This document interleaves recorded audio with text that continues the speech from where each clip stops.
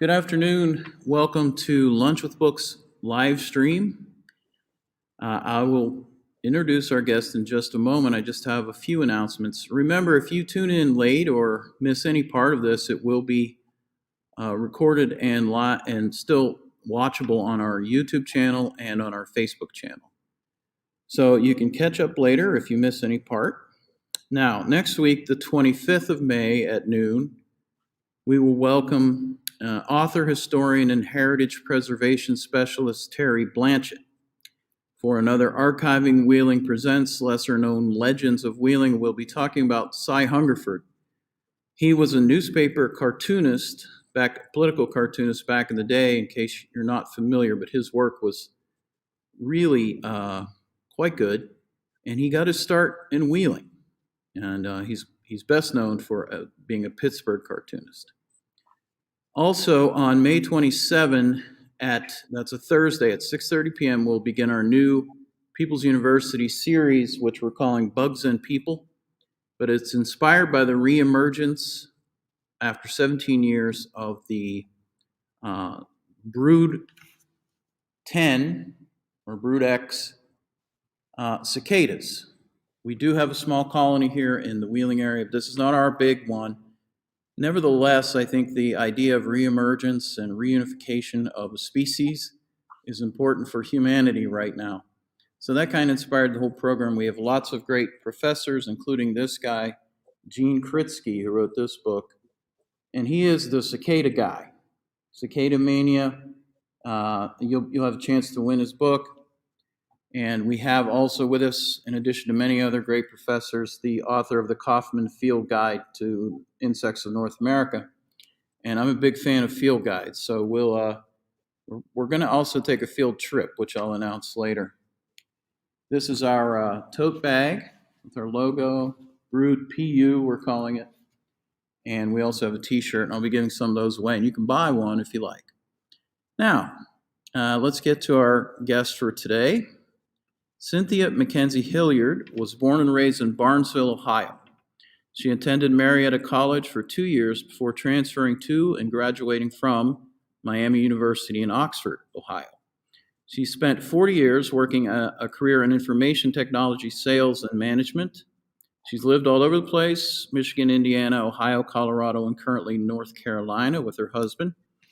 And after retiring, she spent time volunteering, babysitting, remodeling. She'll tell you all about this, but I just want to give you the setting. And then a character named Rook McFadden, who the book Rook Makes a Move is about, popped into her head. So she started working on writing, and she'll tell you more about that. Here is Cynthia Hilliard. Thank you, Sean. Thanks for inviting me to be here today, and thanks to everybody who's tuned in. Here I am broadcasting from North Carolina, but I am a Barnesville girl, and I just wanted to mention a couple of Wheeling, Ohio Valley bona fides to show you that it's near and dear to my heart. Growing up in Barnesville, Wheeling was the largest big city, and I remember going there many times to shop at the department stores, to go to the movies, dates to LB's. I spent one summer waitressing at Ernie's Esquire and going to Ogilvy. And I want to shout out to my sister, Marilyn Mendelson, who has lived in Wheeling for 56 years. The format today that I'm going to follow is I'm going to spend about 10 minutes talking about the writing process that I went through to write my novel. Then I'm going to read a chapter. I'm also going to then spend about another 10 minutes talking about the publishing process, which was infinitely harder, I can say. Then read another chapter, and then do some questions, Q&A at the end. So let me start with talking about the writing process. Since I'm a first-time author, novelist, never have written a book before, wrote a lot of reports in my business career, but never fiction.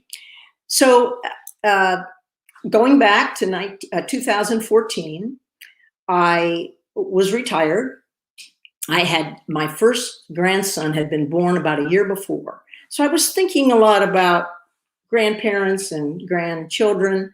And one day when I was walking around my neighborhood on a walk, this character came into my mind, named after a chess piece for no reason that I can really think of, but Rook McFadden came into my head. And the more I walked, the more scenes started coming into my mind. So I rushed home, sat down at my laptop and started to write. And over the next few months, I wrote a draft of the novel. You'll hear that I think the one that's published is about number 7. And like all good, they say always announce your resolutions or your intentions. So I told my family, I told my husband, I told my son, I told friends, I'm going to write a book. And they applauded that.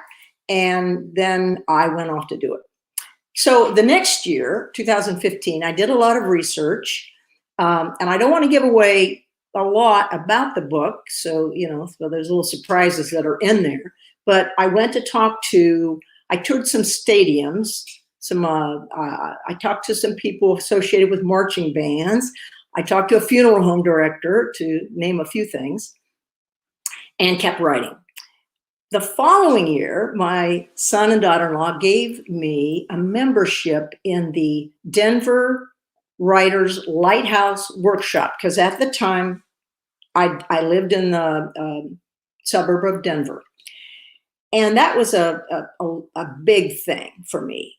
This is a group of wannabe writers or published authors, and they have a Old Victorian in downtown Denver. I used to drive over there, and I'd meet people. I would go to classes. They had a 2-week literary fest in the summer, and I went to many classes talking to writers that had published, people that wanted to publish, and getting ideas. And that helped a lot. Through them, I met a woman that I hired as a developmental editor.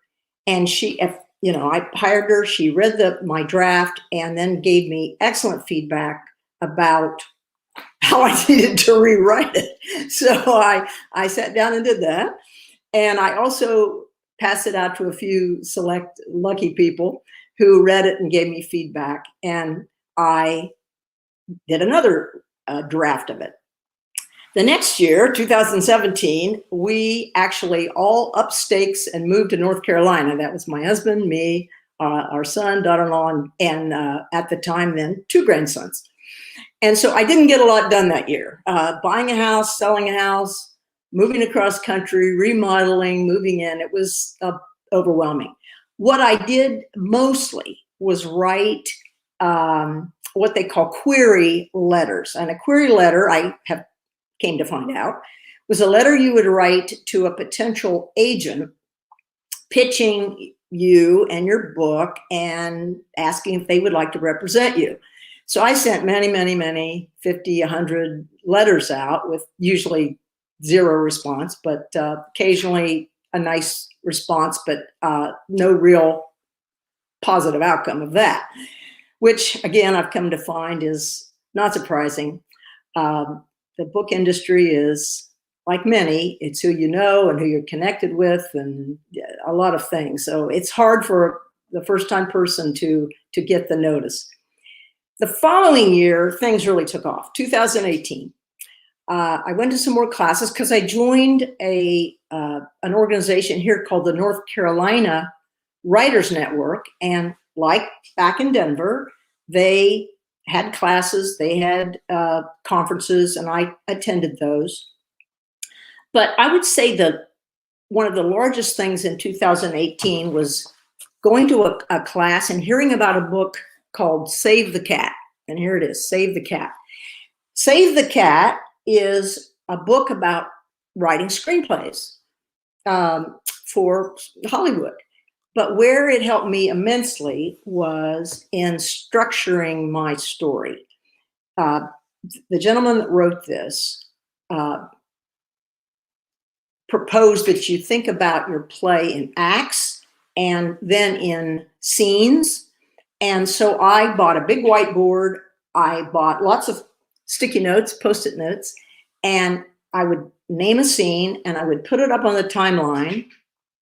And I spent really the rest of the time of writing the novel, rearranging, moving, crossing things out, adding more, until the structure of the novel adhered somewhat to his idea that there's a plot goes through a process and it's almost formulaic.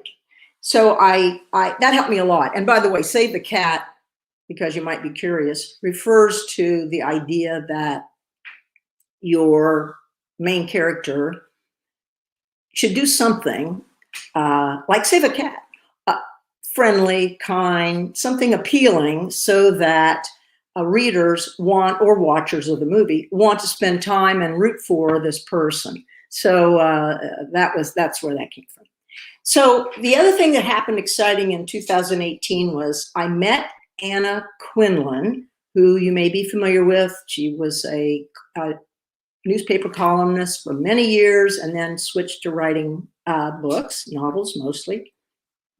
She was at a nearby function that I attended, speaking to an audience on a book tour. So what I did, I got bold, I printed up some business cards, I wrote on the back and said, "Dear Ms. Quinlan, would you look at my book?" And I went up to her and I said, "Just put this in your pocket and, cross my fingers." Well, a few days later, she emailed me, and bless her, she actually read several chapters of my book and liked it enough that she passed it on to an editor at Random House. Now, it was thrilling, and I had to wait many months for that editor to actually read the book and get back to me with their feedback, which necessitated another rewrite. But it was just great to have that kind of affirmation. Unfortunately, that editor left Random House to write her own novels, and so that kind of petered out. But it was great. It was great feedback.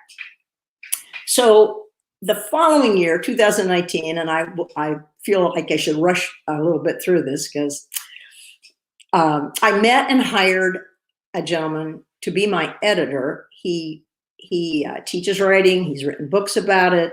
He's developmental and a writing coach, and he was marvelous. I mean, we had many meetings. We'd get mad at each other. I wouldn't like what he said. He'd prod me to do something different. Sometimes I listened to him, sometimes I didn't. But he really understood my character, and he kept challenging me to write a book that mattered to me. So things kind of exploded in 2019. I bought my domain name, the CynthiaHilliard.com, so I knew I was going to have a website down the road. I did the paperwork to get the book copyrighted.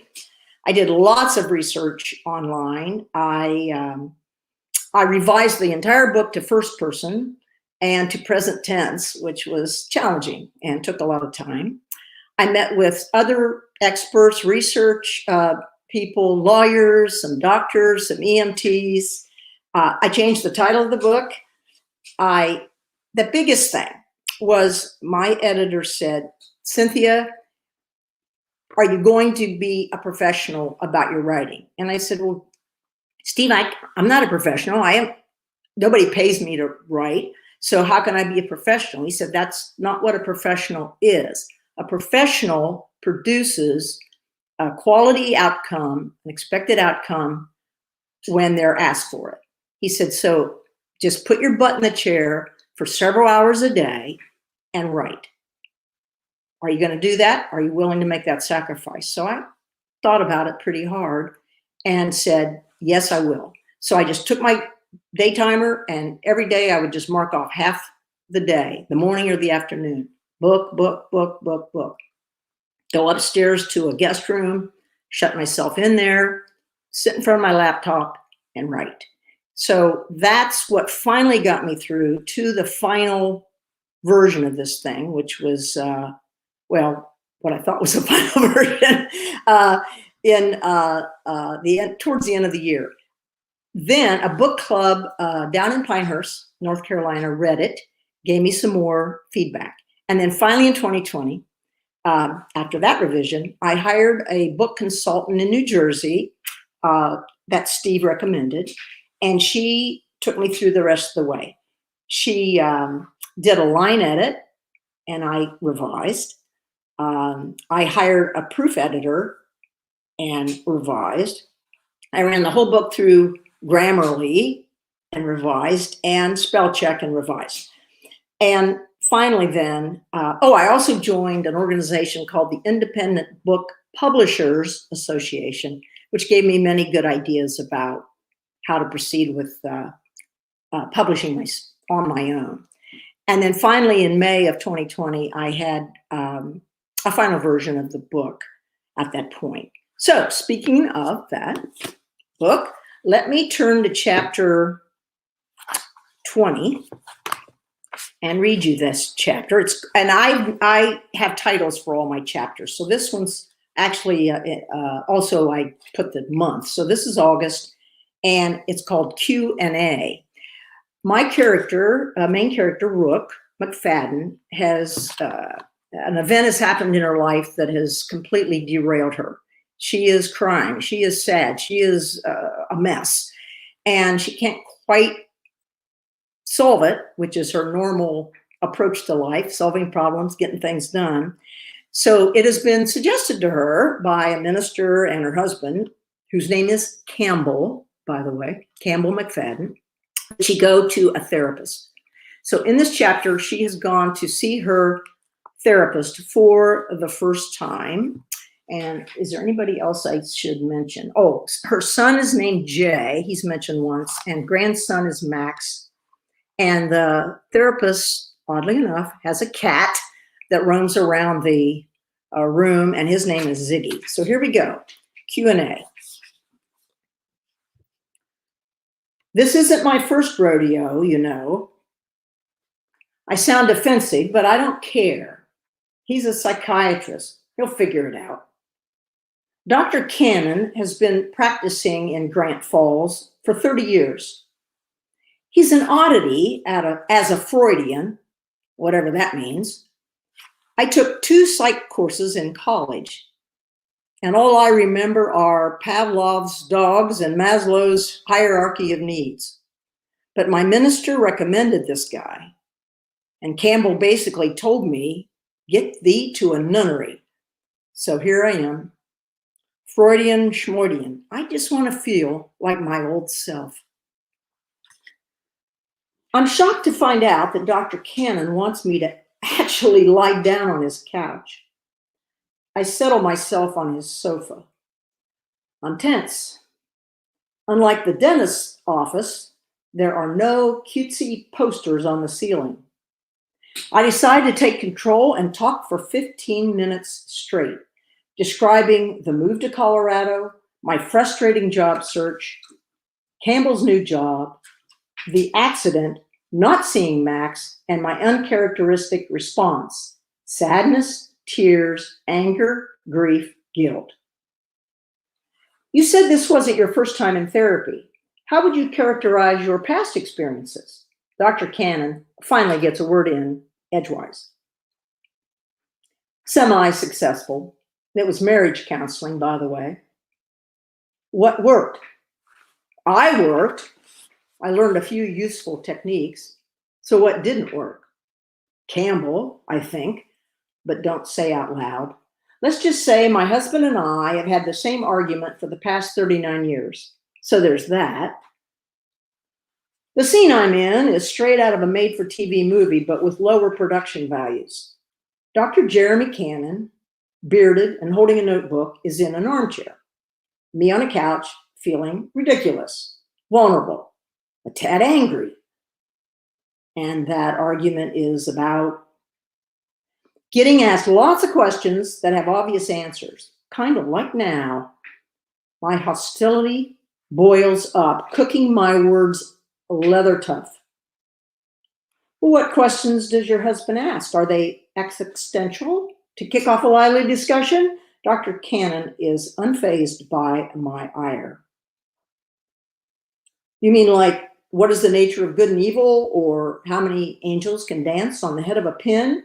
No, they're more along the lines of, have you seen my glasses? Where's my wallet? Is my mother's birthday on the 6th or the 8th? What's the Wi-Fi password? What day is Thanksgiving on this year? And so on. Oh, by the way, the answer to that last one is Thursday. He's asking for help and you don't want to give it.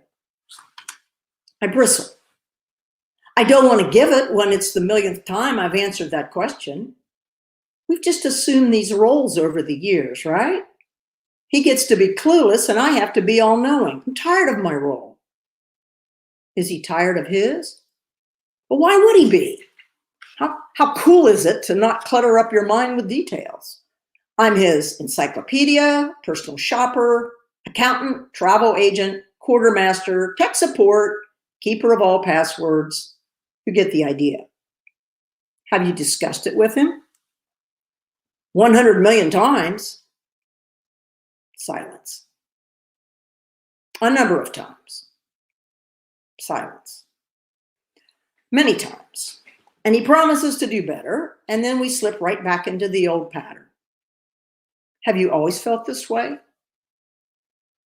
I consider this for several long moments. I guess not. It must have worked for many years, but now it's like being in school all the time, having to perform, have the answers, never let him down. And what would happen if you didn't know the answers? Nothing. He's told me to say I don't know, but usually I do know. So that feels like a lie. Then I have to watch him floundering around, opening drawers, going through my files, and wasting time. I feel mean, although it can be satisfying. There, I admit it. I enjoy his discomfort. I'm horrible. I wait for my therapist to disagree, but he doesn't. Can you tell me a role Campbell plays in the relationship where he's the one with the answers, where you rely on him? I think. He's in charge of all the remotes. I know zip about them. He understands all the stuff in the garage and how to start them and what kind of oil and gas they use. He keeps track of his doctor's appointments, his prescription, and his haircuts. He does always buy me wonderful gifts. The sales ladies are usually quite impressed with his skills.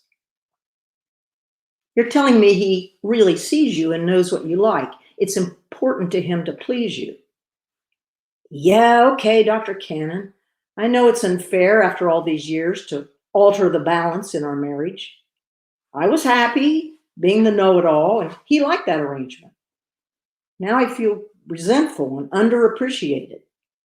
He probably feels confused and let down. What changed? Was it the accident? Was it?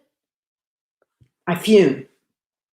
I think I'll try your techniques on Campbell. When he asks me, where did I put my passport? I'll say, how do you feel about losing your passport? Answer every question with a question. There, problem solved. Dr. Cannon is unruffled. Was it the accident that changed the dynamic between you and Campbell? I don't know. Maybe we're just getting more entrenched in our poor behaviors as we age. There's an AA saying, wherever you go, there you are. Basically, you can't run away from yourself. We get older and our personalities harden like cement. Does that make sense? The accident just exposed what was happening. That's why people get divorced after 20 or even 30 years of marriage, isn't it? Some trauma or change exposes the rotten foundation. I feel a ripple under my hand. Ziggy, the therapy cat, is thrusting his head under my fingers, wanting attention. When I called Dr. Cannon to make an appointment, he explained that 70% of his patients were fine with Ziggy, 20% were allergic and wanted him kept out of the room, and the other 10% went elsewhere, preferring catless therapy. I'm not allergic and I don't care. If Dr. Cannon wants to be a living stereotype, that's fine by me. Tell me more about Campbell. How did you meet him? I met him the first day of college, standing in some line. We started talking and something clicked. Turned out we were in dorm rooms next to each other, so we could walk to classes together, get coffee, and talk. That's always been the secret sauce for us, being real with each other, sharing. Tears rolled down my cheeks. Describing that has made you emotional. What are you feeling? I sob. Dr. Cannon waits. Ziggy ducks under the couch. Lonely? Alone? We aren't talking like that anymore. Why not? We're mad at each other, the blame game. He probably blames me for insisting that we move here. He has a new job and needs to focus on it. I'm all needy and weepy instead of what he expects, strong and supportive. I blame him for not forcing Jay to let me see Max. I blame him for putting his damn boxes in the back of the car. How could you change that dynamic? Why do I have to be the one who changes it? Do you like how it is? No. I imagine you've been a leader all your life. I think of my high school and college yearbooks, studded with clubs and activities. If it moved, I was president of it. Yeah, I like to run things. So lead. The good doctor and I spend the rest of the session talking about my childhood, my marriage, and my current anguish. I can't pick up a thread or a theme. I don't hate being here, but I'm confused.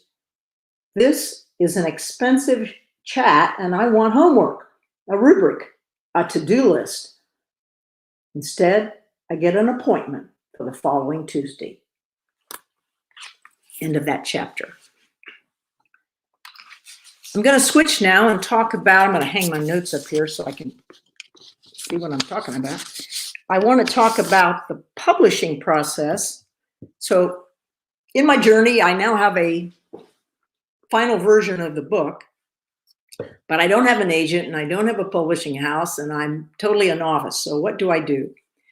First, I decide, obviously, I'm going to self-publish, and I set myself a budget of $10,000.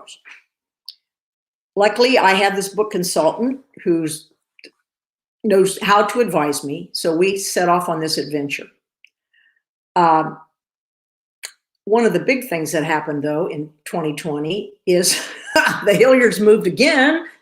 After we all had moved to North Carolina, we lived about 15 minutes away from our son, and a house came up across the way from him. I'll say across the street, although I can't see his house. And we bought it. And so we moved last September in the middle of the pandemic and did a lot of remodeling. So it got kind of crazy around here, and I was trying to get the book done. We also moved to a neighborhood that has pretty slow internet, so that was another frustration. But let me just share with you some of the things that you have to decide and get done when you're publishing a book on your own. First was the cover, and my book designer came up, read the book, came up with, really off the bat, a number of great covers. And after several conversations back and forth, we had the artwork, the fonts for the cover, the look, the whole thing. I also then had to go through a number of steps, like the following. The little book number inside that's called the ISBN. It's the International Standard Book Number right here in the front. I had to go out and buy a set with the barcodes that go on the back of the book. So I bought ISBNs and barcodes. I went to the Library of Congress and bought what's called the LCCN, the Library of Congress Control Number.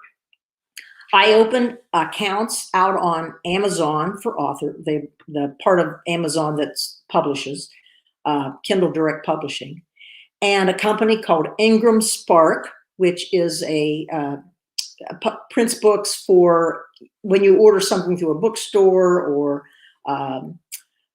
Barnes & Noble or an indie bookstore, etc. they are the ones that print the books. And I wanted them to be available through all those channels. So I opened accounts on both of those places.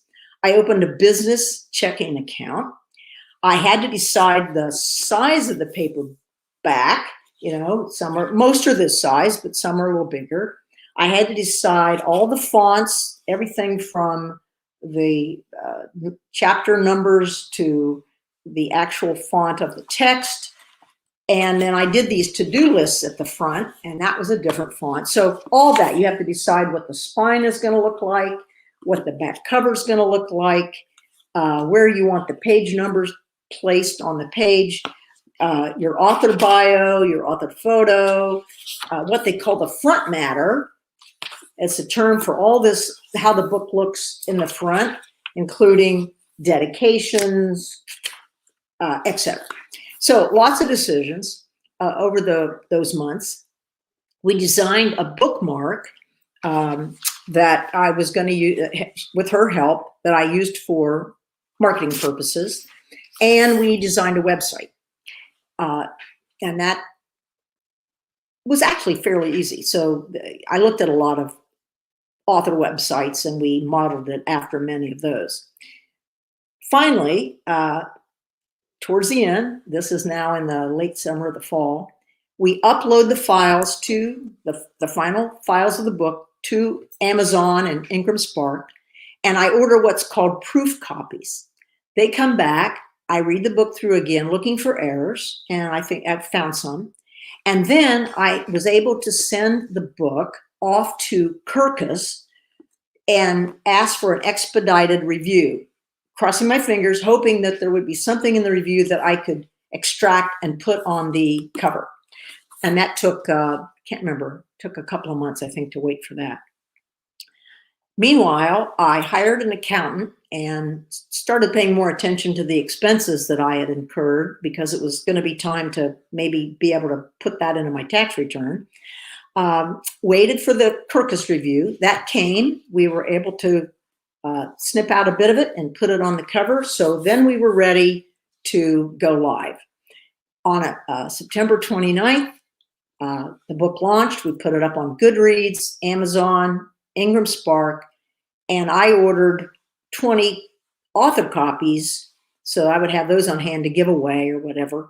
And I had my first major event in November when my church book club read the book. In 2021, I switched more to marketing mode. I spend some time usually every day sending emails, trying to think of people I could contact to let them know the book is out there. I will share with you the horror of finding an error in a book that you thought was perfect and had been read so many times.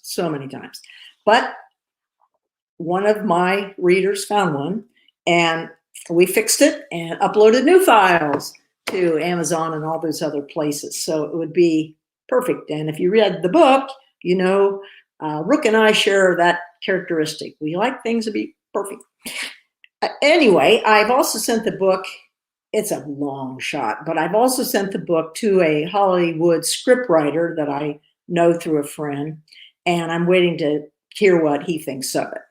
So that was the publishing side of writing this book, which was harder by far than writing it. I'm now going to switch and go to read another chapter. This is chapter 6. It's called Convoy. And in this chapter, Rook has persuaded her husband, Campbell, that they need to move from the Midwest, Ohio, to Colorado to be near their new grandson. And he has reluctantly agreed, gotten a new job out there, and they are now driving their 2 cars across the country. And in one of the cars with Rook driving is their little dog, Sammy. Sammy's a 6-pound Dorky, which is a mix. So of Dachshunds and Yorkies. And let's just say that Campbell isn't a huge fan of Sammy. So I think that's all the me see if I have anybody else to introduce. No, I think that'll do it. All right, so this is Convoy. Campbell, the wagon master, leads our two-car caravan across the country. Why's he in front? I asked Sammy, who's scrunched in her travel crate on the passenger seat, ears back. I ordered the maps, planned the route, packed the snacks. Sammy looks worried. Does she need a break? I'm not adept at reading faces, dog or human. I'm not good at remembering them either. Campbell has that talent, thank God. We joke that he could be a private eye. He's so skilled at absorbing his surroundings. He's learned to lean in and whisper, "That's the man who did our landscaping." Or, "She's the receptionist in the vet's office." I even laugh when he makes fun of me. "That's your sister-in-law." Or, "He lives next door." My affliction has created embarrassing moments, the worst being at my cousin Tom's funeral. I approached a man standing near the casket and made a calculated guess it was Tom's brother, my cousin Harris. Touching him on the sleeve, I said, "I'm so sorry about Tom. I'm sure you have many wonderful memories of growing up together." The man smiled politely. "Ma'am, I do have wonderful childhood memories, but I grew up in Pennsylvania with two sisters. I'm the funeral director." "Well, he looks a bit like Harris, doesn't he?" I asked Campbell later near the guest book. Campbell was putting in overtime, feeding me the names and relationships of people who came up, arms open for a hug, dredging up old stories. My cousin Janet repeats a time-worn story. "Rook, remember when we had that sleepover when we were kids? You told everybody to go to sleep at 11 o'clock. What a little drill sergeant you were." "Ha ha, Cousin Janet." Yes, I'm opinionated, but like my favorite mug says, I'm not bossy, I just have better ideas. I hope this move is one of those better ideas. I glance at the map I've spread on the console. "Sammy, would you like to stop? Think we could find a Whole Foods?" I pick up the cell phone I've tucked in the cup holder and call Campbell. "How about a break? Sammy needs to pee and so do I." He agrees and 10 minutes later takes an exit and parks at a McDonald's. Not what I'd have picked, but at least you know what you're getting. Fried with a side of fried, says my internal food police. Knowing I won't leave Sammy in a closed car, even for 10 minutes, my husband waves at me and goes in. I glance at my new watch, an anniversary present from Campbell. It's beautiful and elegant, and I love it. We'd gone out to dinner to celebrate 39 years together, and he surprised me with a small, artfully wrapped box after dessert. I was thrilled with the stylish and graceful watch inside. "Well, this is gorgeous. Thank you. Oh, I need to set it. Then I saw his grin and understood. He'd set the watch to the Mountain Time Zone, Colorado time, our new home. I presented him with a handsome leather portfolio to use at his new job. But the watch and the gesture, like the ad says, priceless. I can feel the heat on my skin as I walk Sammy around the burnt grass next to the parking lot. It must be 90 degrees. The sun is soaking the asphalt and reheating a pile of fries dumped in the mulch, which captures Sammy's attention. Campbell exits the McDonald's, jumping out of the way of an SUV, accelerating away from the pickup window. "Asshole!" he yells. He hands me an iced tea and slurps his smoothie. Now, what would the Elk Meadow parents think hearing their new principal talking like that? "Hey, is that your mascot, the Elks?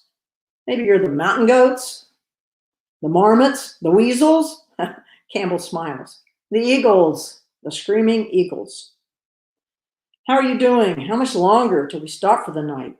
A Marriott, maybe?" There's hope in his voice. We've got about 100 miles. Sorry, not a Marriott, but it takes dogs. I'm doing okay. I've certainly developed a new respect for long-haul truckers. I don't share that I'm constipated, stiff from holding the 10 and 2 o'clock position on the wheel, and desperate for some validation that this move was a good idea. Campbell looks at Sammy, who has discovered a morsel of hamburger bun in the dirt. You know how the pioneers would cast off possessions to lighten their wagons? I have a nomination for the next discard. He waggles his eyebrows at me, which I ignore. He talks trash about Sammy all the time, but I know the truth. He takes her out first thing in the morning, despite the weather. He holds her while I clip her toenails, blowing into her neck while she swoons with delight. I love Sammy and he loves me, so Sammy gets a pass. Campbell finishes his smoothie, tosses the cup in the trash, and turns to ponder the endless Kansas prairie, rolling away uninhibited toward what? Nebraska? South Dakota? As a kid, I had a wooden puzzle map of the United States, every piece a different state and brightly colored with its capital city marked with a star. What's north of Kansas? The landscape suggests there's nothing except cornfields until you hit Canada.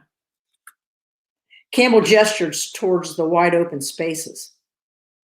Dorothy wanted to get back to this? Not this. Annie M. and Uncle Henry, to family. He grunts, then surprises me by squeezing his eyes shut, shuffling his sandaled heels together, and intoning, "There's no place like Colorado. There's no place like Colorado." He opens one eye and sighs. Well, that didn't work. Guess we'll have to drive. We buckle in. Sammy curls into a ball inside her crate, and I steel myself to grind out another 2 hours. Campbell's got me thinking about the Wizard of Oz. If I were standing before the wizard, what would I ask for? What would Campbell ask for? Like most long married couples, we've developed theories and opinions about each other that hold a kernel of truth, but which we exaggerate for dramatic effect. Thus, the accepted wisdom is that I am competent, cool-headed, and a bit hard-hearted, while Campbell is warm but forgetful, like the absent-minded professor. I snicker and tell Sammy, "Here's how it would go, Sam. I'd ask the wizard to give him a brain." Signaling her agreement, my dog turns in her crate and puts a paw through the bars. And he'd request that I get a heart. That's the end of chapter 6. And now I think we're down to some time for Q&A. And I think how this works is Sean puts one up there for me to see. Sean?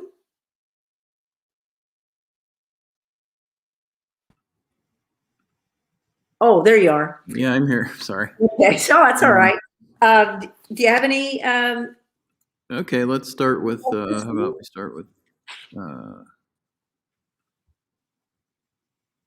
this. Oh, okay. So the question is, am I working on a second book? And I do get asked that a lot, which I take as a nice compliment that people would like another one. I guess the answer is yes and no. I mean, no, I haven't really started writing. I have been mulling plot ideas around in my head and titles for quite a while. I guess right now I am so absorbed in just marketing my first book that I haven't quite gotten to perhaps doing a second one yet, but I hope to get to that later this year. So. Okay. Anything else? What am I reading right now? Always a great question. Yeah, I see that ask of authors a lot. You know, I'm usually reading 2 or 3 books at a time. See, right now I'm reading The Splendid and the Vile, which is about Churchill and the Blitz, really, and that's very good. I just was also reading The Cold Millions by Jess Walter. On my Kindle, I think I have several books. I know one that I have is called The Land of Big Numbers, and these are short stories, and I hope I'm saying her name right. It's Taiping Chen, that I read some reviews. Usually I'll read reviews a lot of different places, and when they start to, mention the same book, if I see it mentioned 3 or 4 times, then I'll go, okay, that's probably a good one for me. One author I love is T.R. Pearson. And if you're not familiar with him, I adore him. And actually, my husband usually reads his books aloud to us at night. So I do like him. And I read a couple of papers and magazines every day, or papers every day and magazines, but those are the books I'm working on right now. Anything else? Sure. Let's try this one. Here's someone who's obviously familiar. Oh, they're asking about the Enneagram. So yes, Rook is introduced to and uses the Enneagram in her journey to grow as a person. And so if you're not familiar with it, I ran across it about 15 years ago. And if you're not familiar with it, it's a very well researched and documented model of human behavior. So there are 9 interconnected personality types. And once you figure out your type, you can read quite a bit about yourself. It's very revealing and helpful, I think, in understanding your motivations, your relationships with other types, and how to grow personally by trying to let go of some of those personality traits that we're in love with, and be more open and in the moment. So if you're interested in it, I highly recommend it. I think it's quite helpful. You could Google it, or Sean, I bet the library's probably got some books about it. I would know. Oh, I'm sure we do. Here's another question for you, Cynthia. I loved hearing about the process it took to get. You think of writing as the tough part. Do you have advice for people thinking about self-publishing? Well, yeah, I do, because I'll tell you, if I hadn't found expert help at the right moments, I couldn't have gone through this. Literally, I had to be taught almost every single step of the way. It's like, what's that? How do I do that? And she would advise me. Yes, she was paid, but oh, by the way, you might be interested that I ended up spending about $15,000. So I did go over my budget a little bit, but you really do have to find help, because I just was at sea. And I would call her regularly. She would get on the phone with me. She would coach me. She'd get on the same website, or she'd coach me through things. So it's very important. It's tough. Hang in there. Be tenacious. The other frustrating thing for me was doing it during the pandemic is I would try to call places, and they literally wouldn't be open, or their people were all working from home. I mean, it was the worst possible time to do this. So I think it would be better now, but just stick with it, and find some resources to coach you through the parts you don't know how to do. So, very good advice. Well, this would be a good one to end on, but if we have more questions, we'll take them. But okay. Oh, how much is Rook's story my story? Well, they say write what you know, and Rook is my alter ego. We share a lot of things. We're both kind of perfectionists and control freaks. I guess that's another term for it. But hopefully striving to do the right thing. Some of the elements in the book, and I don't want to give away everything, mirror my own. Moving to Colorado is one of them. There was a childhood trauma that's uncovered and talked about that is true. The faith elements in the book mirror my own. Some of the experiences of Alcoholic Anonymous or knowing people in that program or 12-step program is also faithful to my own. So I did have a lot of fun putting in some of my own observations, pet peeves. I know this, so my husband, I've mentioned David's a few times. So let's just say we had some kind of argument, and then I could just go up there and I could just write with a lot of heartfelt emotion about Rook and her husband having an argument, and it would really help fuel my writing that day. So a lot of it is. So if you read and have further questions along that line, please do shout out at my website, and I'll be happy to be more specific. But so yeah, Rook the smart aleck, that's me. Okay. Well, Cynthia, great job. Thank you very much for interesting look at your new book. Good luck with it. Thank you, And Sean. good luck with your future books as well. So remember, thanks everyone for joining us. But next week, Terry Blanchett will be here. We'll talk about the cartoonist Cy Hungerford. And then that Thursday, we'll start with the bugs, with cicadas on May 27 at 6:30.